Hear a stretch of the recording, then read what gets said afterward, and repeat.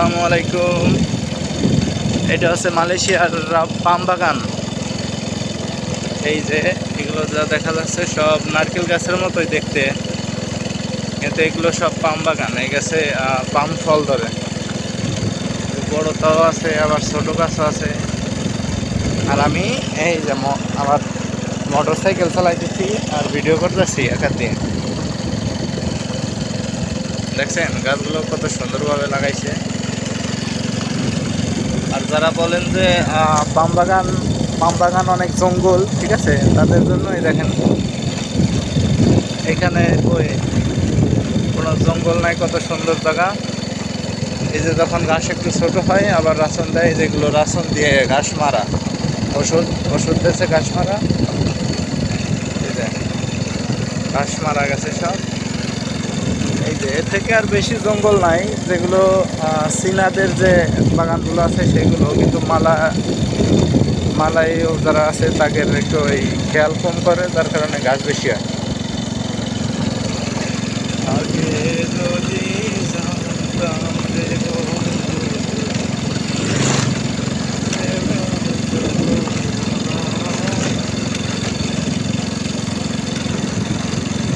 এই যে যা দেখতেছেন সব পাম বাগান। দেখেন এখানে তেমন গাছ নাই, এই যে এগুলো আছে কি সুন্দর, ঘাস একেবারে কম।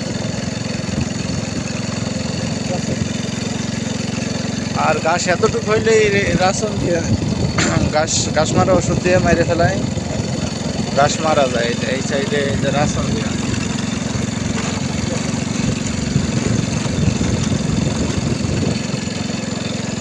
এইসব বাগানে কাজ করলে একটু রিস্ক কম আছে, যে জঙ্গল নাই, সাপ পোকের কথা তো বলা যায় না। আর মালয়েশিয়া যেহেতু অনেক সাপ আছে।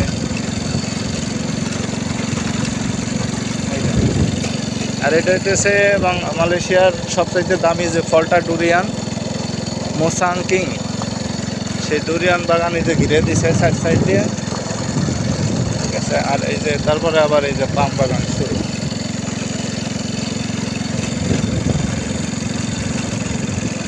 এই যে এখান দিয়েও পাম বাগান।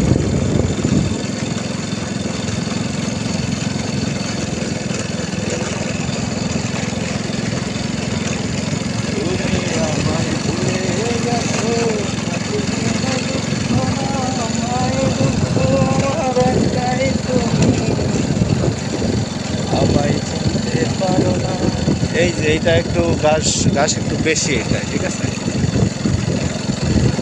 তারপরে যে ভিতরে গাছের গোড়ার দিকে ঘাস কম। এই যে একটা বাগান আছে, এই বাগানটায় ঘাস প্রচুর বেশি। এই যে এটা, ঠিক আছে। আর এই যে এই যে দেখতেছেন এইগুলো আবার ঘাস কম। তারপরে আমি পাকা রোডে উঠলাম। ওই যে বাড়িঘর দেখা যাইতেছে, হলো বাড়িঘর।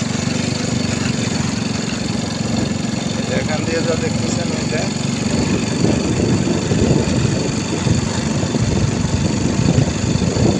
আর এই যে বাড়িঘর শুরু হয়েছে।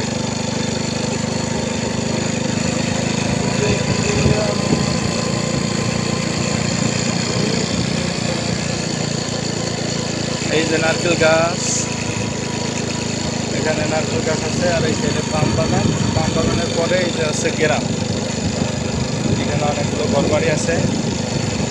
ডুরিয়ান গাছ লাগাইছে এই যে বাড়ির ভিতরে। আর এই যে পোলা মানে মাছ মারতেছে মালয়েশিয়া।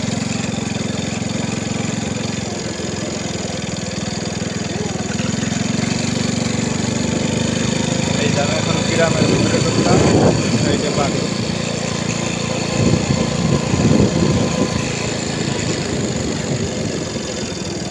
এখন এদিকে যাবো আমার রুমে দিকে। এই যে সব বাড়ি গাছ, বড় কোনো বাড়ি গাছ না।